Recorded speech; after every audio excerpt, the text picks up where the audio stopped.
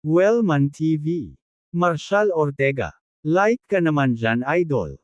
Kabanata 586 na pambihira. Inihayag ni Xavier na opisyal nang natapos ang unang round ng Wolfsbane Summit Military Martial Tournament. Sa kabila ng tensyon na tumagal sa buong umaga, ang mga piling grupo ng mga espesyal na puwersa ay nagtipon-tipon sa Command Center Plaza, ang kanilang espiritu ay mas mataas kaysa dati. Sinuri ni Lieutenant General Hunter Baxter, commander ng Special Operations Military Region, ang pambihirang pagkakaisa at moral na nagmumula sa mga sundalo sa lugar ng pagsasanay. Tumanggo bilang kasiyahan, sinabi niya, hanga ako sa makapangyarihang pagpapakitang ito ng pagkakaisa at isa at espiritu. Nakangiting sumang-ayon si Chief of Staff Lieutenant General Caleb Walker. Lieutenant General Baxter, ang makita ang isang koponan na may ganitong antas ng pagkakaisa ay tunay na nakakapagpasigla. Ang higit na nakapagtataka sa akin ay kung paanong si Instructor Ortega ay kailangan lamang gumawa ng isang simpleng kilos at magsabi ng isang pangungusap upang marali kaagad ang mga tropa. Iyon ang tinatawag nilang. Sinasabi sa akin ng aking instincts na ang koponan ng Warwolf ay makakarating sa finish line sa tamang oras, bulong ni Catherine sa sarili, malinaw at matatag ang kanyang boses. Natigilan si Zane sa sinabi niya. Catherine, anong sinabi mo? Kahit si Catherine ay natagpuan ng kanyang sarili na tuliro, nagulat sa kanyang pagtitiwala. Napagtantong nagsalita siya ng malakas, mabilis niyang sinubukang alisin ito. Sabi ko na nga ba, nag-reply siya, nagkunwaring casual na tono. Napansin ni Michelle ang naguguluhan na ekspresyon ni Catherine at natawa. Catherine, medyo nauuhaw ka kanina. Para kang ibang tao sa tuwing titingnan mo si Marshall. Interesado ka ba sa kanya? Haha. Nag-init ang pisngi ni Catherine habang nakatitig kay Michelle, anong kalokohan ang pinagsasabi mo? Nagkibit balikat si Michelle sabay ngisi. Nagbibiro lang ako, Catherine. Walang paraan na gusto mo ang isang tulad ni Marshall sobrang brute. At saka, alam kong mataas ang standards mo. With Zane as your example, your Mr. Right has got to be someone exceptional. Napangisi si Catherine, ginagamit siya bilang pamantayan. Joke yun. Sige, sapat na chit-chat. Sinuri ni Elliot ang oras, nakitang wala pang 4 na minuto ang natitira bago ang cut-off. Tahimik niyang iwinagayway ang mga ito nang may pagkainip. Napasulyap si Michelle kay Elliot at natahimik kaagad. Nakatayo, tumingin si Elliot sa huling 1 milya, umiling-iling sa kawalan ng pag-asa. Ilang minuto na lang ang natitira, kung hindi pa rin sumipot ang Warwolf team, malapit na silang matanggal. Tiyak. Ngunit sa sandaling iyon, nakita niya ang isang ulap ng alikabok na sumisipa sa dulong bahagi ng landas. Sinabi sa kanya ng kanyang instincts na naroon si Freya at ang kanyang team. Ito ang kanilang huling sprint. Nabalot ng kumpletong katahimikan ang malawak na Wolfsbane Summit Training Grounds. Nakita ng lahat na pagod si Freya at ang kanyang team. Gayunpaman, ang 10 piling miyembro ng Warwolf ay may dalang 2 stretcher, na nagbibigay ng lahat ng mayroon sila upang maabot ang finish line. Pagkaraan ng ilang sandali, sumabog ang command center sa Tagay. 1,000 sundalo sa lugar ng pagsasanay ang nagsimulang sumigaw ng panghihikayat para sa 10 elite ng Warwolf. Mga sundalo. Ang malaking screen sa itaas ng bakuran ay nagpakita ng isang tikang na orasan, na nagpapakita na lamang ng 3 minuto ang natitira. Ang buong kapulungan, kasama ang lahat ng matataas na opisyal sa command platform, ay bumangon, nakatayo sa atensyon. Naghiyawan ang mga tao na parang mga bida. 3 minuto ang natitira, at para kay Freya at sa kanyang koponan, ang huling 1 milya ay parang imposibleng distansya. Lahat ay nanunood, iniisip kung kaya nilang takpan ang lupang iyon sa natitirang oras.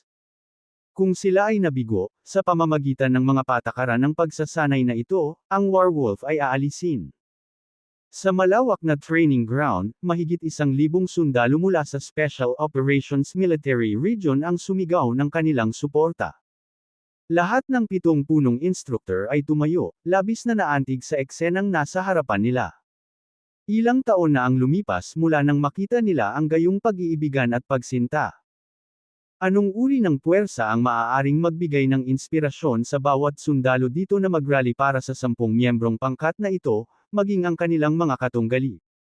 Sa sandaling ito, walang gustong makitang maalis ang mga kasamang ito. Ang bawat tagay ay isang pagsusumamo para sa kapalaran na hayaang manig ang mapagkakatiwalaang tem na ito. Buong lakas silang sumigaw, umaasang mapanatili ang mga kasamang ito sa laban. Ang mga ito ay mga kasama na dapat igalang. Walang gustong makakita sa kanila na maalis. Bahagyang nakakunot ang noo ni Gavin habang pinagmamasdan ang eksenang nasa harapan niya. Nang mapansin niya ang kalmado at halos walang pakialam na ekspresyon ni Marshall mula sa gilid ng kanyang mga mata, nagpakawala siya ng malamig na tawa at sinabing, sa ganoong karaming lupa upang takpan, paano posibleng makumplito ng Warwolf ang misyon sa loob ng kinakailangang oras? Naantig din si Senior Colonel Damian Palmer, ang Chief Instructor ng Fierce Tiger Special Forces, sa eksenang naganap sa kanilang harapan. Halos hindi sinasadya, sumagot siya, baka kaya nila. May isang kahangahangang puwersa sa mundong ito na maaaring magpagalaw sa langit ang kapangyarihan ng pagkakaisa. Nagpatuloy si Damian. Ang nakikita ko sa pangkat ng Warwolf ay ang pinakadakilang puwersa na umiiral, pagkakaisa. Ibinibigay ang lahat ng mayroon sila. Hindi iniiwan ang isa sa kanilang sarili. Iyan ang uri ng kasamang lubos kung iginagalang. Instructor Ortega, baka matanggal ang Fierce Tiger at Warwolf, pero sa totoo lang, sa lahat ng taon ko sa militar, ikaw ang unang taong hinangaan ko. Nagkibit balikat si Marshall. Hindi natatanggal ang Warwolf. Nawala nang masabi si Damian, pagkatapos ay ngumiti at sinabing, tama paano maaalis ang sinumang may ganoong katigas na espiritu. Sigurado akong Warwolf ay lalaban hanggang sa dulo. Ngumisi si Gavin. Madaling sumigaw ng mga slogan, ngunit ang mga resulta lamang ang mahalaga. Bilang isang sundalo, ang kinalabasan lang ang iniisip ko. Ang lahat ng pag-uusap na ito ng pagtutulungan at espiritu ay walang kahulugan kung hindi mo kaya manalo sa laban. Natahimik si Damian. Alam niyang, mayabang man o hindi, hindi natitinag ang awtoridad ni Gavin sa militar. Samantala, isang alon ng kagalakan ang dumaan sa Wolfsbane's Teammate Training Grounds. Sabay-sabay na sumigaw ang mga tao, nagawa na ito ng Warwolf. Ang 10 miyembro ng Warwolf, na bitbit ang kanilang dalawang nasugatang kasama sa mga stretcher, ay sumibak sa finish line sa huling segundo. Halos hindi naabot ang oras na kinakailangan at sinisiguro ang kanilang karapatan na magpatuloy sa kompetisyon. Sa sandaling tumawid sila sa linya, si Freya at ang iba ay bumagsak sa lupa, pagod. Tumayo ang mga kasama nilang sundalo at sumaludo sa pangkat ng Warwolf. Sa bawat titig ay isang malalim na paggalang sa mga kasamang ito na ipagsapalaran ang buhay at paapara sa isa't isa. Ito ang mga kasamang kanilang lubos na pinahahalagahan. Nahaharap sa pagpili sa pagitan ng karangalan at katapatan, pinili nilang panindigan ang kanilang mga kapatid sa buhay o mamatay upang makamit ang pinakamalalim na paggalang. Pagkatapos ng maikling tagay, sina Marshall, Gavin, at ang 6 pang punong tagapagturo ay pumunta sa finish line. Ang mga koponan mula sa bawat isa sa 7 dibisyon ay mabilis na nagtipon sa maayos na hanay. Inihayag ni Xavier mula sa War Games Division ang mga score ng iba't ibang koponan. Sa Group A, nanalo ang Dark Panther sa unang event, na nakakuha ng 1 puntos. Pumapangalawa ang Dragon Soul, pinananatili ang kanilang 0 points. Huli ang Warwolf at nawala ng 1 puntos, ngunit napanatili ang kanilang pwesto sa ikalawang kaganapan. Muli, ang training ground ay sumabog sa tagay habang ang 10 miyembro ng koponan ng Warwolf ay itinaas sa command platform na parang mga bayani, na sinalubong ng palakpakan ng lahat ng mga sundalo. Ang labanan na ito ay maaaring natapos sa pagkatalo para sa Warwolf, ngunit pinanghawakan nila ang kanilang karangalan.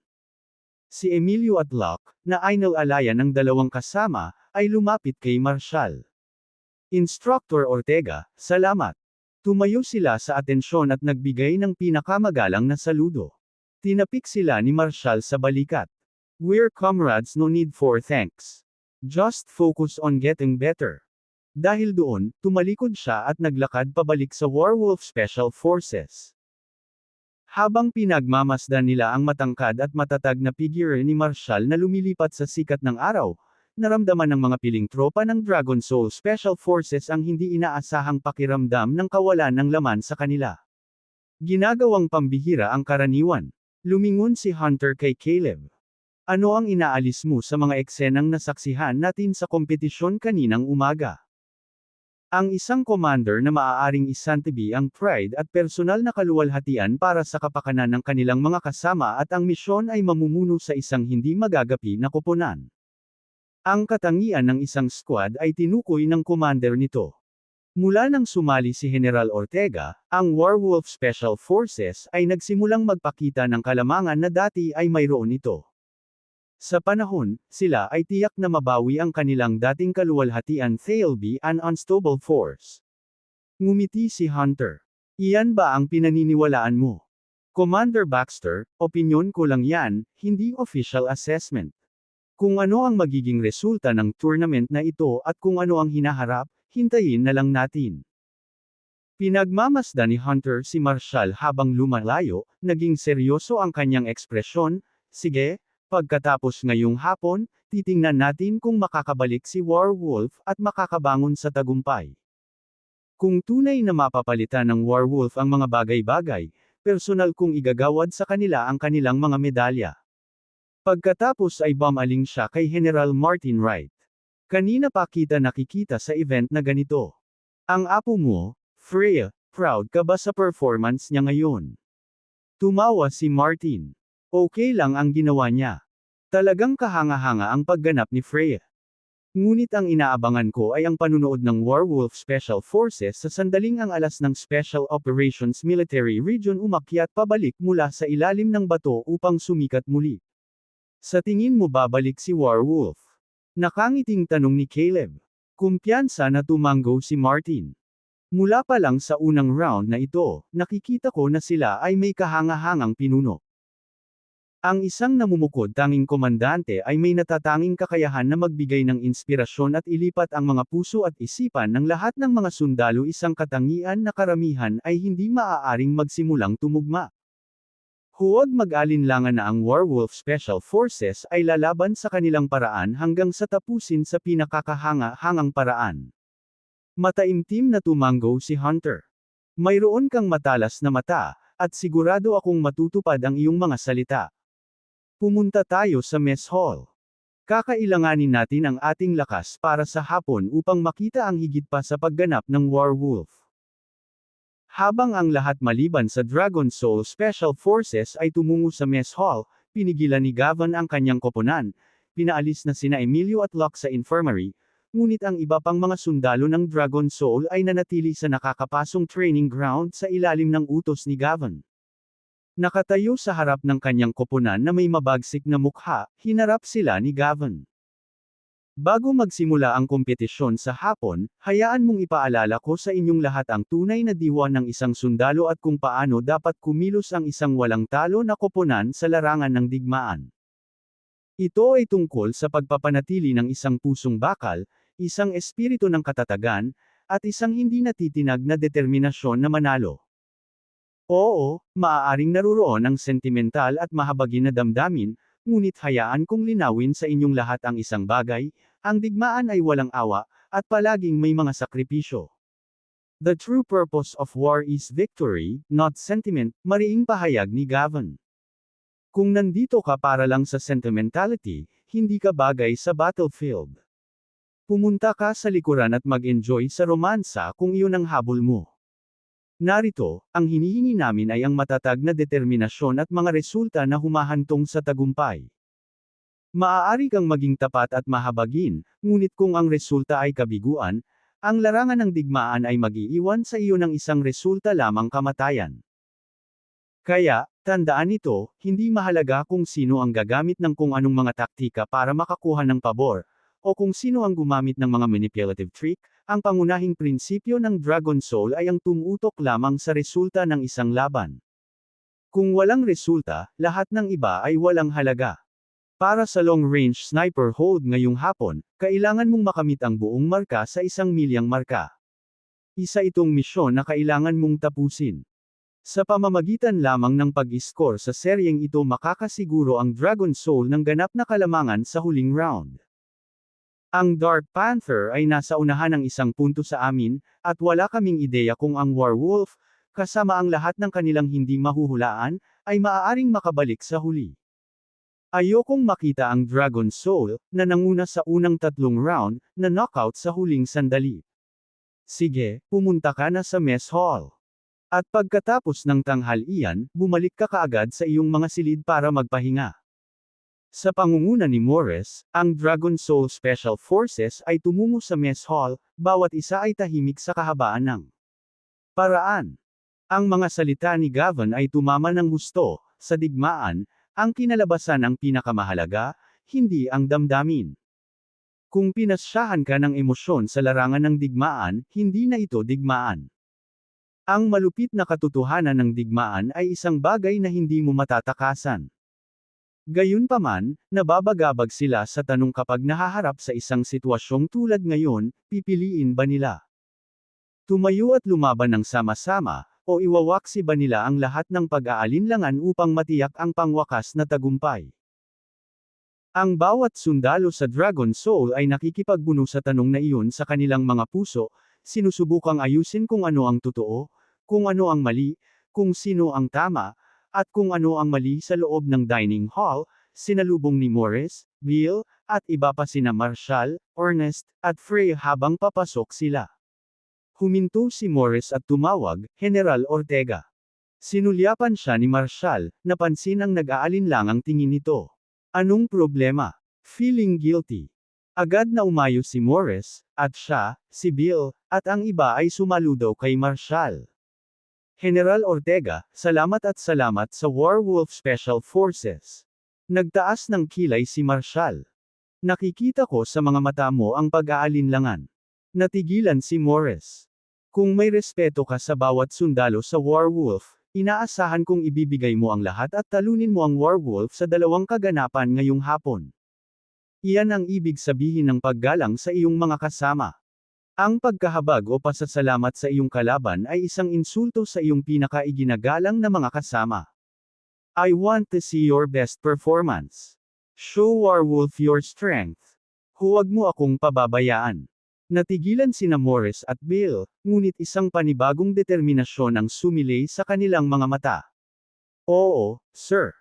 Ang bawat kawal ng Dragon Soul ay ibibigay ang lahat para makipag-away sa Werewolf na pinakakahanga-hanga. Kabanata 587 Kompetisyon ng Sniper. Pagkatapos ng tanghalian, ang mga Special Forces team ay nagpahinga ng maikling tanghali.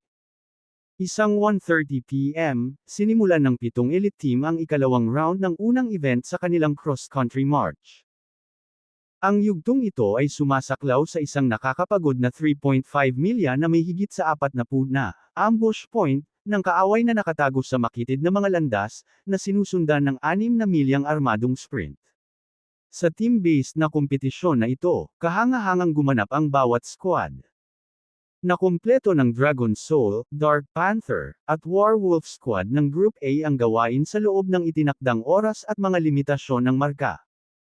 Sa pagkumpleto ng unang pangunahing kaganapan sa Wolfsbane Summit Military Martial Tournament, ang mga koponan ng Group A ay tumayo bilang mga sumusunod.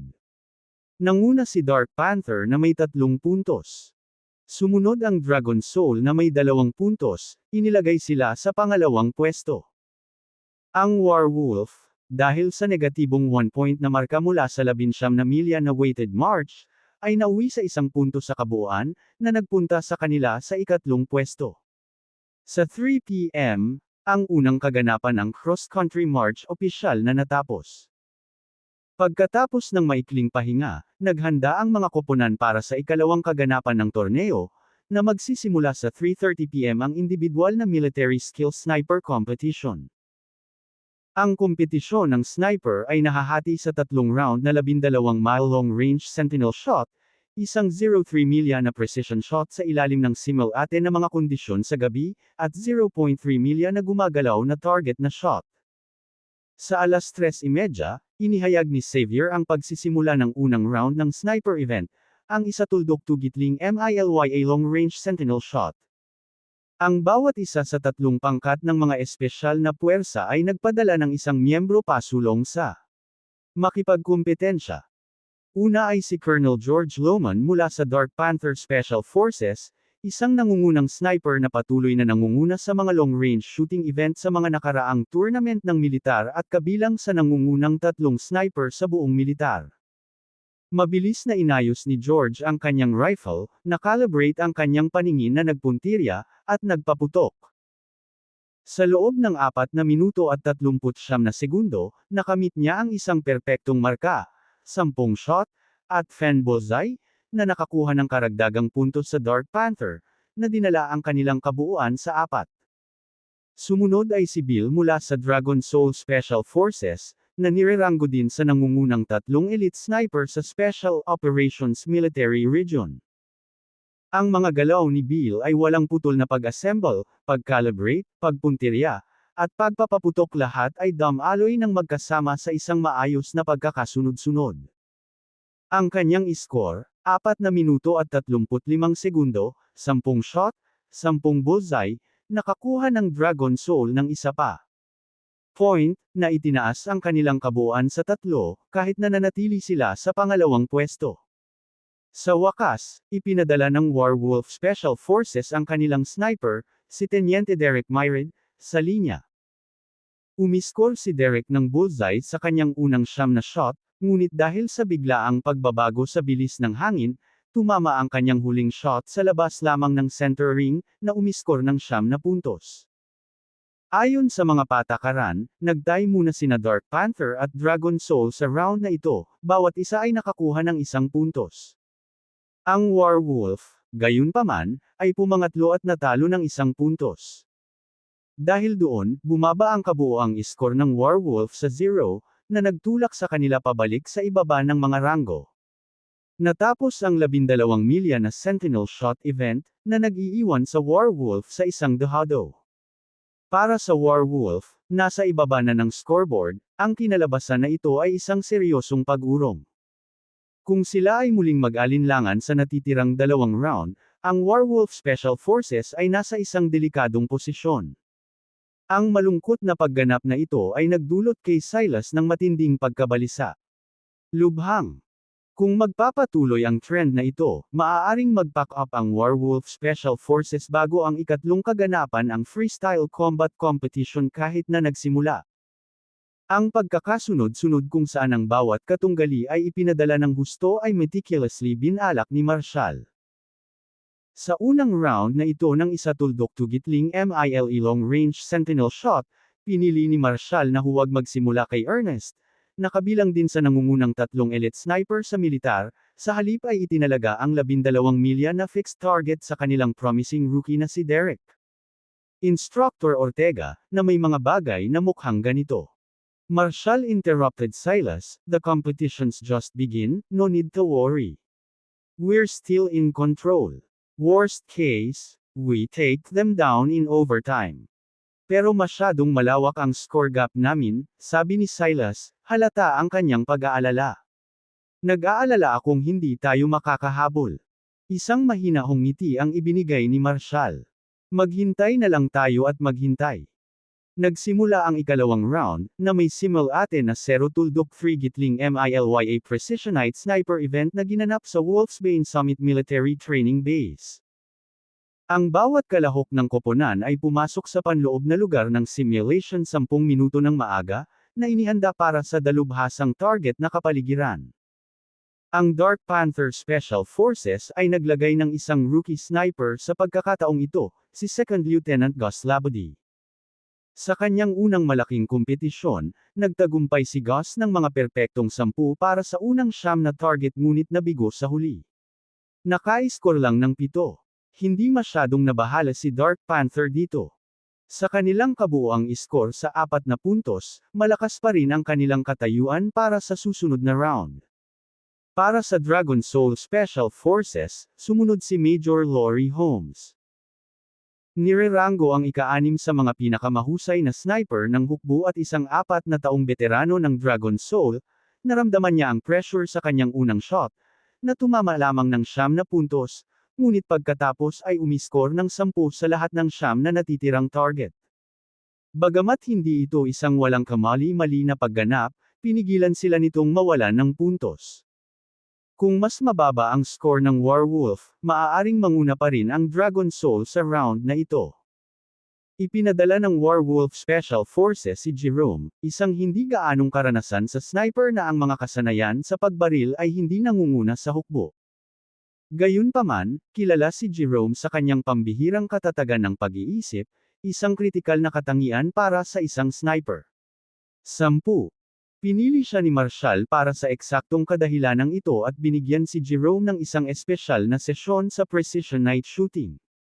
Kung maaagaw ng Warwolf ang pagkakataon sa round na ito, makokontrol pa rin nila ang takbo ng kompetisyon. Kung hindi, hahayaan ang kanilang kapalaran. Hindi binaygo ni Jerome 10 shot, 10 perpektong hit, na secure ang unang pwesto sa round na ito at nakakuha ng Warwolf ng mahalagang puntos. Pagkatapos ng round na ito, ang mga score ay nakatayo tulad ng sumusunod. Dark Panther, ibinawas ng 1 punto, ngayon sa 3. Dragon Soul, walang pagbabago, manatili sa 3. Warwolf, nakakuha ng 1 puntos, na dinala ang kanilang kabuuan sa 1. Sa pag-abot ng kompetisyon sa yugtong ito, ang labanan sa pagitan ng tatlong koponan ay lalong lumalaki. Hers. Nangako ang ikatlong round ng sniper event na magiging pinakamatindi pa. Kung maaagaw ng Warwolf ang kalamangan dito, magkakaroon sila ng mahalagang kalamangan sa pagpasok sa huling kaganapan, isang perpektong pagkakataon para sa pagbabalik. Ang order para sa ikatlong round, na mahalaga para sa mga huling puntos, ay natukoy sa pamamagitan ng isang draw na gaganapin ng War Games Division upang matiyak ang pagiging patas. Ang lineup, Oliver para sa Dark Panther, Noah para sa Dragon Soul, at Ernest para sa Warwolf. Nauna sa draw ang Warwolf, na sinundan ng Dragon Soul at Dark Panther. Habang sina Oliver at Noah ay hindi kabilang sa nangungunang tatlong elite sniper ng hukbo, pareho silang kilala sa kanilang walang cap-RS na kasanayan sa Zero-Tuldok-3 Gitling MILYA na gumagalaw na target. Nang matapos ang draw, nagsimula ang laban. Nauna si Ernest, sa kanyang huling puntos na tinutukoy ang kapalaran ni Warwolf sa kompetisyon. Kung siya ay nabigo ng husto at natalo ng 1 pang puntos, ang Warwolf ay maaaring matanggal sa paligsahan. Nang pumasok si Ernest sa range at kinuha ang kanyang sniper rifle, gumawa siya ng nakakagulat na hakbang na ikinagulat ng lahat na inalis niya ang saklaw. Natigilan ang mga manunood, nalilito sa kanyang desisyon. Nagpaplano bang magtapon ng tuwalya ang Warwolf? Ang pag-alis ng saklaw para sa isang gumagalaw na target na hamon ay halos hindi narinig, halos nag-aanyaya sa pagkabigo. Kabanata 588, isang kahangahangang talento. Nakatayo sa command platform, napagmasdan ni Wilson ang malalakas na aksyon sa shooting range, isang bahagyang twitch na tumatawid sa kanyang mga labi. Mukhang nakatanggap ng instruction si Ernest from Marshall, he remarked. Si Ernest ay kabilang sa nangungunang tatlong sniper ng hukbo, at sa pagtuturo ni Marshall, itutulak niya ang kanyang mga kasanayan. Lalo pa, tumango si Jack bilang pagsang-ayon. Masusing inayos ni Marshall ang pagkakasunod-sunod para sa mga kakompetensya na papasok sa larangan ngayon. Ito ay isang pinag-isipang mabuti na plano. Tulad nina David at Goliath, gamit ang mga kakaibang lakas upang pagsamantalahan ang mga kahinaan ng kalaban. Si Marshall ay hindi lamang sanay sa diskarte. Siya ay isang kahangahangang talento. Kung hindi dahil sa mga hindi inaasahang pangyayari sa unang round ng cross-country march, maaaring nagkaroon ng mas maayos na simula ang Warwolf. Gayunpaman, ang hindi inaasahang pagliko sa unang round ay mabilis na nakakuha kay Marshall ng isang malakas na reputati na nangungunang mga koponan sa hukbo. Ang pagkakaisa sa loob ng Warwolf Special Forces ay lalong lumakas. Mungang. Sa mga nakaraang taon, ang Warwolf ay nakipaglaban hindi dahil sa kakulangan ng mga piling sundalo, ngunit dahil sa kakulangan ng sentral na pagkakaisa.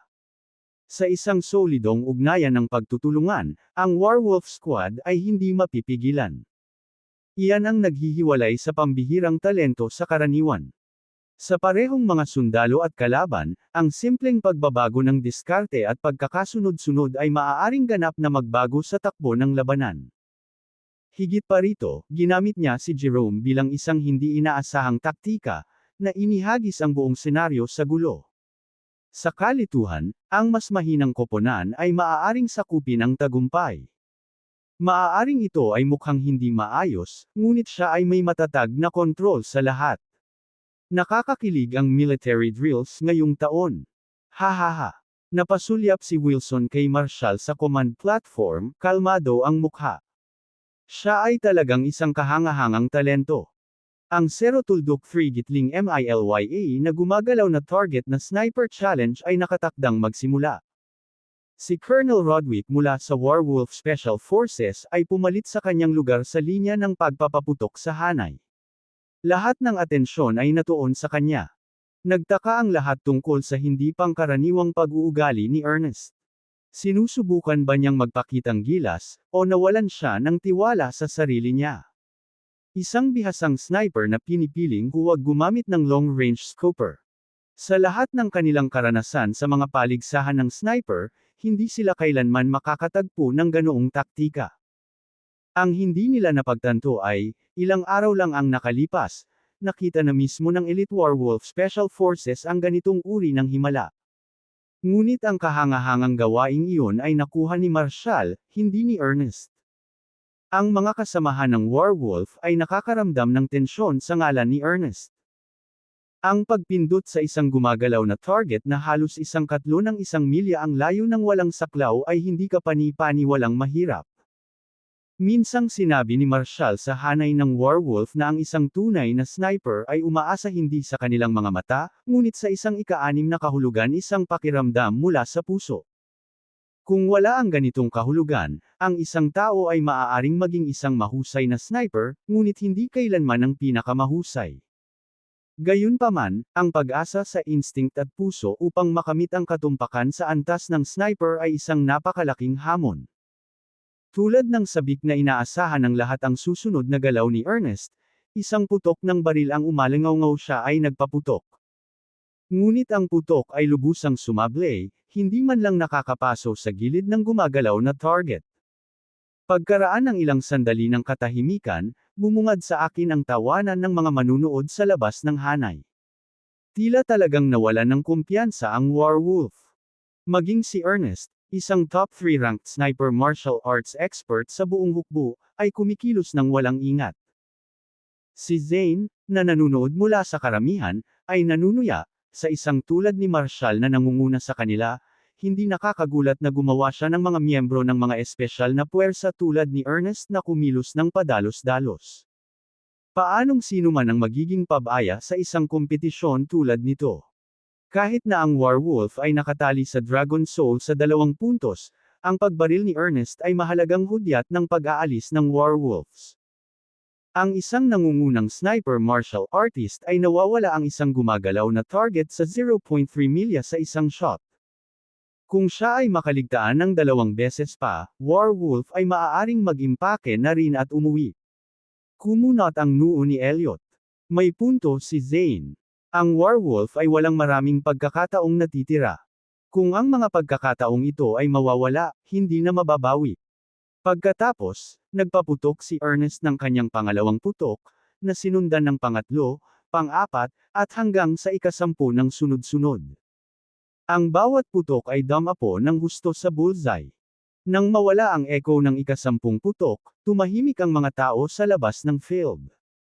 Nagulat ang lahat sa hindi kapani-paniwalang siyam na matagumpay na kuha ni Ernest. Nang walang saklaw, tinamaan niya ang target sa bawat oras. Sa kasamaang palad, napalampas niya ang isa sa 10 target. Kung hindi, isa ito sa mga pinakamaalamat na kuha kailanman sa kasaysayan ng Zero Tuldok 3 Gitling MILYA na gumagalaw na target sniping. Gayunpaman, ang mga tao sa labas ng field ay nagpalakpakan pa rin para kay Ernest. Matapos tapusin ang kanyang 10 shot, tumayo si Ernest na hindi gumagalaw, ang kanyang kalooban ay nalulumbay. Hindi niya maalis ang frustration sa unang miss niya. Kung hindi lang dahil sa pressure o sa biglaang pagbabago ng hangin, naniniwala siyang kaya niyang napako ang lahat ng 10. Mga kuha. Sa kasong iyon, ang werewolf ay makakakuha ng 1 puntos. Ito ang maglilipat sa kanila sa pangalawang pwesto sa grupo, na magbibigay sa kanila ng matibay na kalamangan sa pagpapasya sa final. Resulta.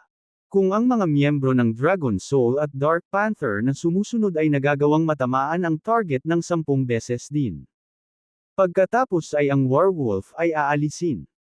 Si Noah, ang bise-kapitan ng Dragon Soul, ay binigyan si Ernest ng isang mapanatag na tapik sa balikat at sinabing, huwag mawalan ng loob. Kahit na malamang na maalis ang werewolf pagkatapos ng laban na ito, wala kang dapat ikagalit, kapatid ko. Magkapatid tayo saan man tayo naruroon. Kahit pagkatapos mong magretiro at mag-move on, lagi tayong magkakasama. Hindi sumagot si Ernest kay Noah, dahil diretso at malinaw na ang kanyang mga salita. Pagkatapos ng lahat, si Noah ang kampyon sa Zero Tuldok 3 Gitling MILYA na moving target competition ng hukbo. Siya ay may kakayahang maghatid ng walang kamali-mali na pagganap sa pamamagitan ng pagtama sa lahat ng 10 target. Mula nang sumali si Noah sa Dragon Soul, nagtakda si Noah ng maraming record sa kasaysayan ng Zero Tuldok 3 Gitling MILE Single Direction Moving Target Sniping, na may 2 miss lang sa mga nakaraang taon. Bumalik si Ernest sa tabi ni Marshall, nakaramdam ng paumanhin. Ikinalulungkot ko, Mr. Ortega, Commander Colton, Colonel Wright. Binitawan na kita. Binigyan siya ni Marshall ng panatag na tapik sa balikat. It's not your fault. Unpredictable ang hangin ngayon. Sumable ang unang putok dahil biglang umikot ang ihip ng hangin, dahilan para malihis ang bala mo. Wala sa'yo yan. Maupo ka hindi pa tapos ang kompetisyon. Kahit anong mangyari. Sa pagkakataong iyon, nakapwesto na si Noah sa shooting line. Bang! 1 putok, 2 putok, 3 putok. Ang unang 3 shot ay ganap na napunta sa bullseye. Impressive. Agad na naghiyawan ang mga tao. Sumunod ay ang pang-4 na shot, ang ika-5, at hanggang sa ika-7 si Noah ay patuloy na natama ng bullseye sa bawat pagkakataon. Ito ay isang pagpapakita ng hindi kapani-paniwalang kakayahan ng Zero Tuldok 3 Gitling MILYA na gumagalaw na target record holder. Sa bawat putok, si Noah ay lalong lumakas. Basta natapos niya ang huling 3 shot. Aangkinin ng Dragon Soul ang nangungunang pwesto sa. Habang ang mga tao ay sabik na naghihintay sa susunod na mangyayari, 3 putok ang umalangaw, at ang lahat ay biglang tumahimik. Sa sorpresa ng lahat, si Noah, ang kampyon ng Zero Tuldok 3 Gitling MILYA na moving target competition, ay napalampas ang 3. Mga kuha. Sa maikling sandali, nagkaroon ng ganap na katahimikan, na sinundan ng maraming nakiramay sa kanya. Biglang umihip ang ihip ng hangin, dahilan para mapunta ang lahat ng putok ni Noah. Hindi niya kasalanan yun. Nakatayo si Noah na frozen sa shooting line, ganap na natulala. Ito ang kanyang pinakamasamang pagganap hanggang ngayon. Paano ito mangyayari? Grabe lang ang swerte niya. Noong una, ang hangin ay umiihip mula sa timog silangan, ngunit nang makuha niya ang huling 3 putok, bigla itong lumipat sa hilagang kanlurang simoy.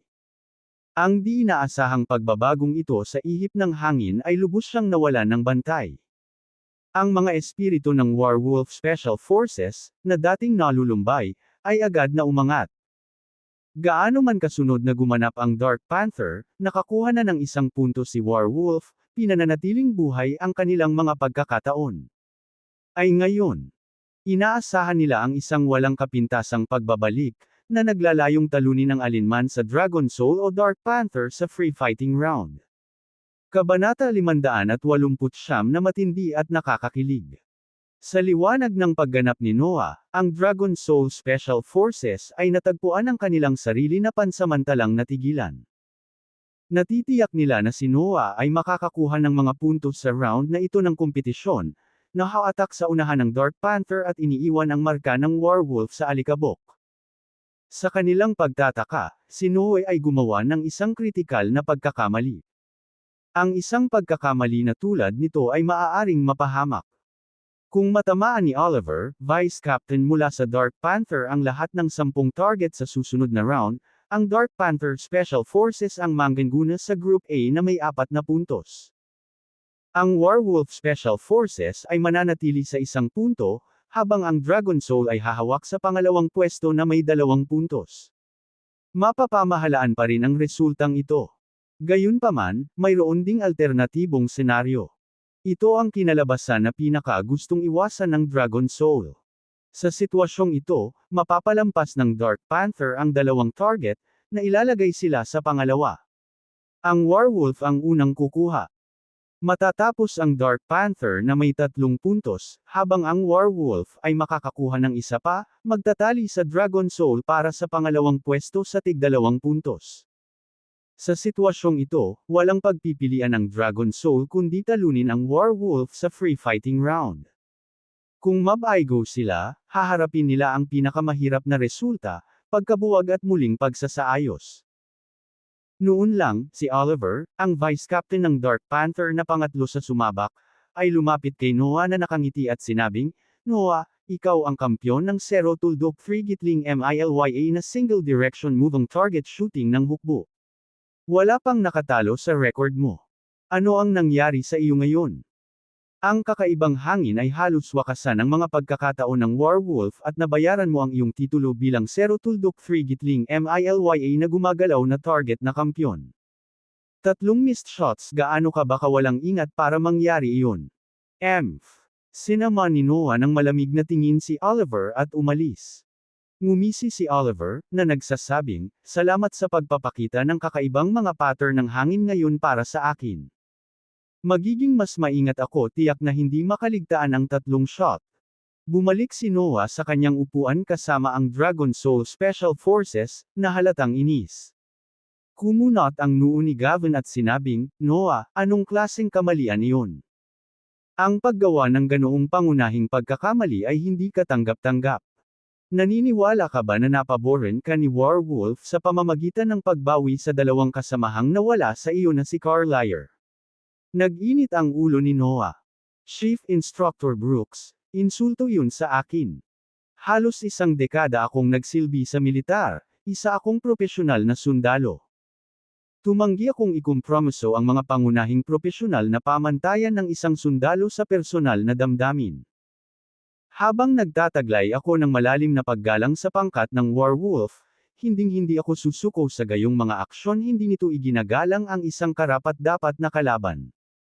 At saka, alam mo na ang ihip ng hangin ngayon ay kakaiba, kahit ang pinakamagaling na sniper ay maaaring madulash." Gavin responded icily, "Stop making excuses. Keep in mind, if Dragon Soul is disqualified, you'll be the first to remove that uniform and walk away. Even if we restructured, I will not keep you on the team." Sisigot pa sana si Noah, ngunit pinigilan siya ni Morris at iginiya siya pabalik sa kanyang upuan. "Noah, iangat mo ang iyong ulo. May kuha pa tayo. Kahit na kulang ang Dragon Soul sa round na ito, hawak natin ang 2 puntos. At least, makakabalik tayo sa free fighting phase." Tahimik na umupo si Noah sa dulo ng mesa, piniling huwag nang magsalita pa. Samantala, sa Zero Tuldok Frigitling MILYA na gumagalaw na target range, si Oliver, ang bise-kapitan ng Dark Panther, ay umakyat na sa kanyang posisyon sa pagbaril. Napansin ni Oliver ang mga pagkakamaling ginawa nina Ernest at Noah sa pagsukat ng bilis ng hangin, maingat na tinasa pareho ang bilis at direksyon bago nagpaputok ng kanyang unang putok at naipasok niya ang bullseye. Pagkatapos ay dumating ang kanyang pangalawa at pangatlong shot, bawat isa ay nakahanap ng kanilang marka ng walang kabiguan. Sa 3 perpektong hit na ito, tumaas ang kumpiyansa ni Oliver, at naghanda siya para sa kanyang ika-4 na shot. Nang wala sa oras, biglang umikot ang ihip ng hangin, umikot ng bigla ang pagbagso, na naging dahilan upang mawalan ng marka ang ika-4 na putok ni Oliver.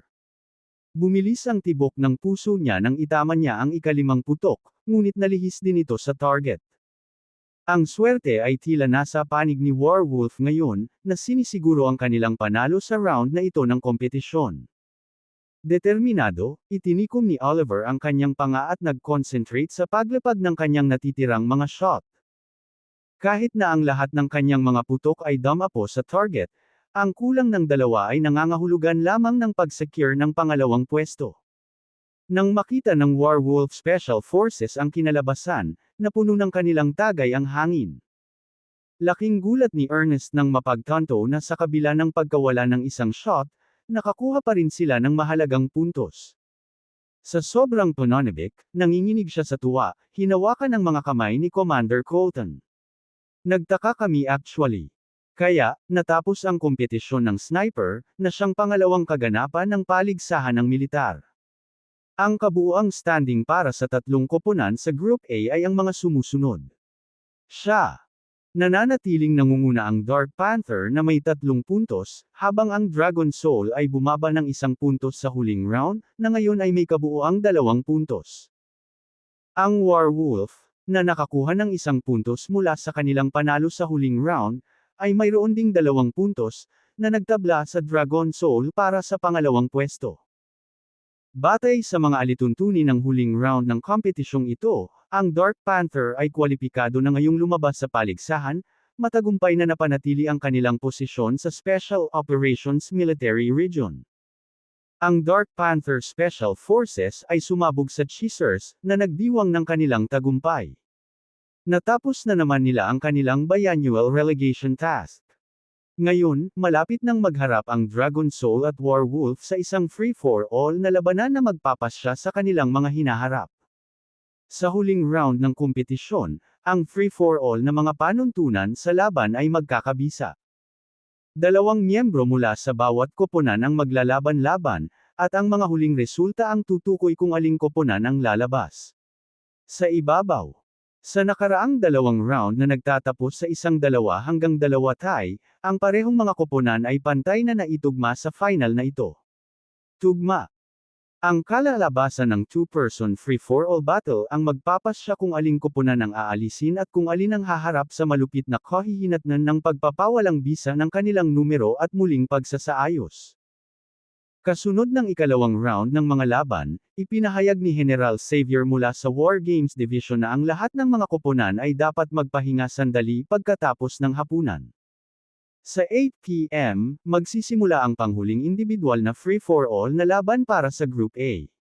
Natapos na ang lahat ng event para sa Group B.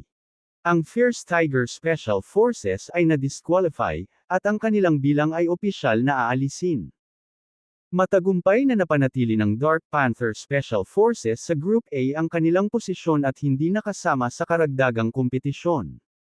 Mula sa nakatakda na ngayon ang Dragon Soul para sa isang mahalagang showdown laban sa Warwolf Special Forces upang matukoy kung sino ang makakaiwas sa relegation.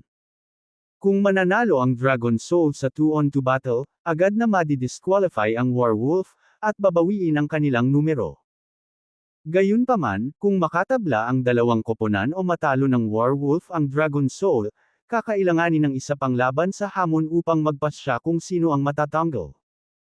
Ang Dragon Soul ang may hawak ng pinakamataas na posisyon sa 7 pangunahing koponan sa hukbo pagkatapos ng unang 3 round. Bilang resulta, kahit na manalo ang Warwolf sa free fighting match, kakailanganin pa rin nilang harapin ang final challenge match para maalis ang Dragon Soul at masiguro ang kanilang lugar. Ang Warwolf ay nahaharap sa isang napakahirap na hamon sa parehong mga laban na ito. Ang Dragon Soul, sa ilalim ng pamumuno ni General Gavin, ay pumapangalawa lamang kay General Wilson sa hukbo. Ipinagmamalaki rin nila si Bill, ang nangungunang dalubhasa sa martial arts ng hukbo, at si Morris, na kabilang sa nangungunang 3 sa mga kasanayan sa libreng pakikipaglaban. Bilang resulta, ang Dragon Soul ang may pinakamakapangyarihang koponan sa libreng pakikipaglaban sa hukbo. Bagamat ang chief instructor na si Ortega ay may mataas na kasanayan, hindi siya maaaring makilahok sa 2 sa 2 laban at laban sa hamon. Ang mga alituntunin ng paligsahan sa martial arts ng militar na ito ay nagsasaad na ang bawat individual ay maaari lamang makipagkumpetensya sa isa sa 2 kaganapang ito. Kung sasali sila sa 2-on-2 match, hindi sila papayagang lumahok sa challenge match. Kung isa sa alang-alang ang pangkalahatang mga pangyayari, ang mga pagkakataon ng werewolf na mapanatili ang kanilang posisyon ay medyo manipis. Ang lahat ay sabik na inaabangan ng boxing match sa pagitan ng Dragon Soul at Werewolf. Ang libreng labanang ito ay tiyak na magiging matindi at kapanapanabik. Kabanata 570 Free Fighting Arena. Sa 7:45 p.m., ang Free Fighting Arena sa Wolfsbane Summit Military Exercise Base ay nagdidilig sa aktibidad. Ang mga stand ay puno ng mga manunood, sabik na naghihintay sa kaganapan. Pagsapit ng alas 7:50, 1,000 Elite Special Forces na sundalo mula sa 7 pangunahing koponan ng Special Operations Military Region ang nag-file sa viewing area sa perpektong pormasayon. Sa alas 7:55, 8 matataas na opisyal mula sa pinakamataas na command team ng Special Operations Military Region ang nanirahan sa command box. Ang elimination round ng Triennial Military Exercise ay pumasok na sa huling yugto nito. Ang Fierce Tiger Special Forces ay hindi nakaiwas sa demosayon, na humantong sa pagkansela ng kanilang pagtatalaga at ang kanilang napipintong reorganisasyon. Samantala, natagpuan ng Werewolf Special Forces ang kanilang sarili sa bingit ng relegation. Pagkatapos ng isang araw ng matinding kompetisyon, ang labanan ay umabot na sa huling yugto nito ang individual na malayang pakikipaglaban. Arena. Laban sa lahat ng posibilidad, ang Werewolf Special Forces ay nakipaglaban sa kanilang daan patungo sa mapagpasyang round. Upang gawing mas dramatic ang mga bagay, ang kanilang kalaban sa relegation match ay ang Dragon Soul Special Forces, na nang ibabaw sa unang 3 round. Ang dating tiyak na bagay para sa pagpapanatili ng Dragon Soul ay nauwi na ngayon sa isang tensyonado at hindi tiyak na sitwasyon. Kung nabigo ang Dragon Soul na samantalahin ang pagkakataon sa libreng laban ngayong gabi, mahaharap sila sa elimination at ang pagpapawalang bisa sa kanilang pagtatalaga. Gayunpaman, ang mga patakaran para sa kompetisyon ngayong gabi ay magkaiba para sa dalawang koponan. Dahil nauna ang Dragon Soul sa taunang kompetisyon, sila ang hinahamon. Upang mapanatili ang pagiging patas, itinakda ng Military Exercise Department ang mga patakaran para sa laban sa paghaharap. Kung ang Dragon Soul ay nanalo, ang Werewolf ay agad na aalisin. Gayunpaman, kung ang Dragon Soul ay makatabla o matalo sa Werewolf, mapipilitan silang harapin ang hamon ni Werewolf. Sa sandaling nagsimula ang hamon, ang Werewolf ay maaari lamang magpadala ng isang elite mula sa kanilang mga espesyal na puwersa, habang ang Dragon Soul ay may 3 miyembro na karapat-dapat na lumahok sa hamon. Sa laban sa paghaharap, kung matalo ang Werewolf, agad silang maaalis at hindi man lang magkakaroon ng pagkakataong makapasok sa hamon. Bilang resulta, ang Werewolf ay dapat manalo o gumuhit sa libreng laban upang masigurado ang kanilang pwesto sa hamon. Gayunpaman, ang hamon ay isang 1 versus 3 na senaryo, na ginagawang napakaliit ng kanilang mga pagkakataong manalo. Magsisimula na ang huling laban ng Special Operations Military Region. Ang labanang ito ang magpapasya kung aling koponan, Werewolf o Dragon Soul, ang magiging panghuling aalisin. Ang mga top at bottom na koponan mula sa unang 3 round ng kompetisyon ng militar ay naghaharap ngayon sa Free Fighting Arena. Ito ay isang senaryo na hindi inaasahan ng sinuman. Sa mata ng lahat, ang Werewolf Special Forces, na bumababa sa mga nakaraang taon, ay dapat na natanggal sa ikalawang round. Nakapagtataka, ang nababanat na Werewolf, sa kabila ng pagkawala ng 1 puntos sa unang round ng marcha at cross-country event, ay nagawang manatiling malapit sa likod ng Dragon Soul.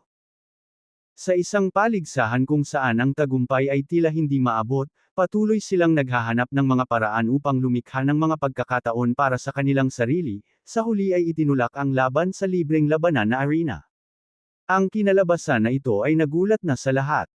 Ngayon, ang lahat ay sabik na makita kung ang Werewolf ay muling malalampasan ang mga inaasahan at makagawa ng isang himala. Sa 8 p.m., tumayo ang mga kinatawan mula sa Dragon Soul at Werewolf sa Free Fighting Arena, handa na para sa showdown. Para sa arena match na ito, ang bawat koponan ay pumili ng dalawang miyembro na sasabak.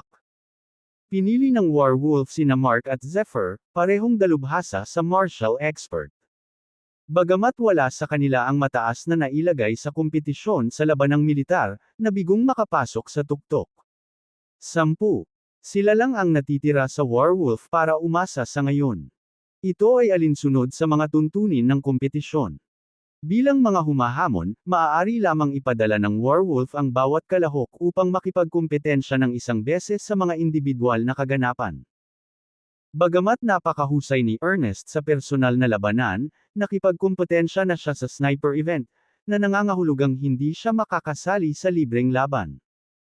Para sa Dragon Soul, pinili nila si Bill, ang nangungunang eksperto sa martial arts ng militar, kasama si Norman Tinggi, isang bagong dating sa pinangyarihan ng labanan.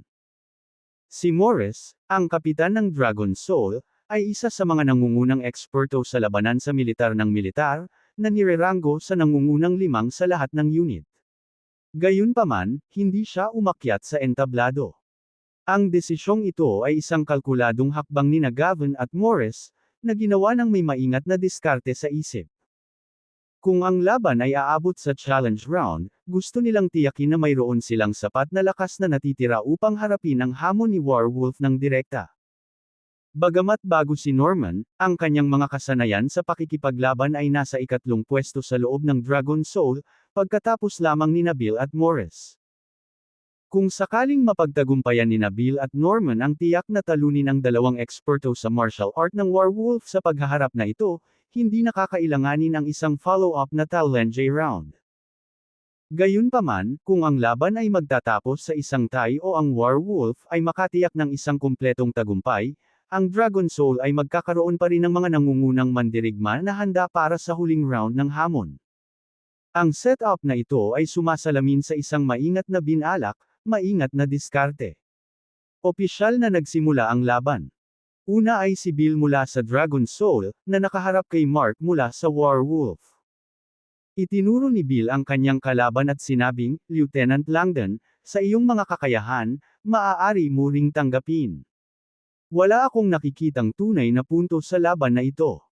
Napangiti si Mark at sumagot, Colonel Lineker, kahit nakilala ka bilang eksperto sa pakikipaglaban sa militar, hindi ito nangangahulugan na ikaw ay walang kapantay.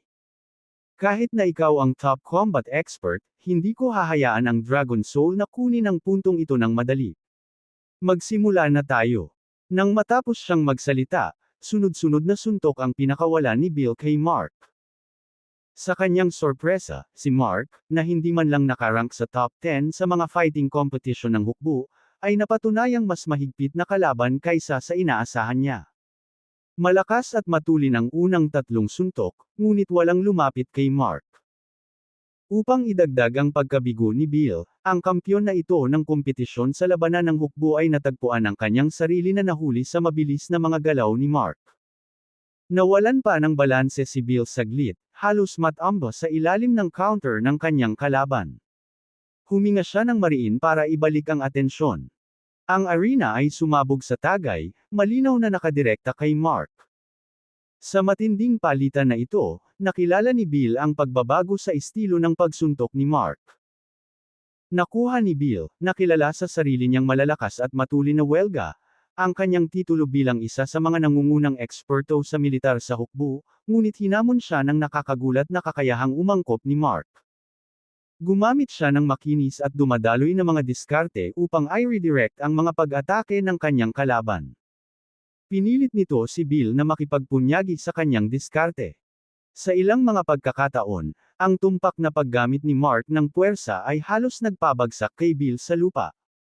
Ang pagkainip at agresibong diskarte ni Bill ay mabilis na naubos ang kanyang enerhiya. Naalala ni Mark ang isang bagay na minsang sinabi ni Marshall sa kanya, maaaring matalo ka sa round na ito, ngunit hindi hahayaan ng pagmamataas ni Bill. Talo siya. Sa pag-iisip na iyon, nanatili siyang matyaga at nakatutok, hinahayaan si Bill na mapagod at madulas.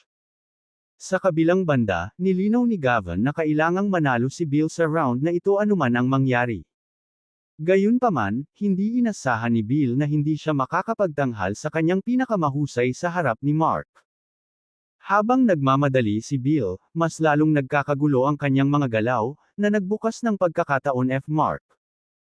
Habang inihagis ni Bill ang isang malakas na suntok sa dibdib ni Mark, sinadya ni Mark na mag-iwan ng butas sa kanyang depensa, na nagkunwaring napakabagal sa pagre-react. Kinuha ni Bill ang pagbubukas ng walang pag-aalinlangan. Sa halip na magpigil, ibinuhos niya ang lahat ng lakas niya sa suntok. Ang kanyang katawan ay bumaon kay Mark, determinadong maabot ang isang malakas na tama. Kung kumonekta ito, tiyak na mapatamba nito si Mark. Ngunit nang malapit nang makipag-ugnayan ang kamao ni Bill, hindi inaasahang napaatras si Mark, na nakaiwas sa welga. Gamit ang isang tuloy-tuloy na backflip, mahusay na naiwasan ni Mark ang suntok na maaaring tumapos sa laban. Ang suntok ni Bill, na ngayon ay ganap na nakatuon, ay hindi nakuha ang target, na naging dahilan upang mawalan siya ng paa at madapapasulong. Nang makababa si Mark mula sa kanyang pitik, mabilis siyang tumabi para iwasan si Bill, na ngayon ay wala sa balanse. Sa isang mabilis na galaw, si Mark ay nagpatong ng isang malakas na sipa sa likuran ni Bill. Bang! Ang nababanat na katawan ni Bill ay pinalipad ng malakas na sipa, na bumagsak ng husto sa ilalim ng ring. Ang unang round ay pupunta sa Werewolf.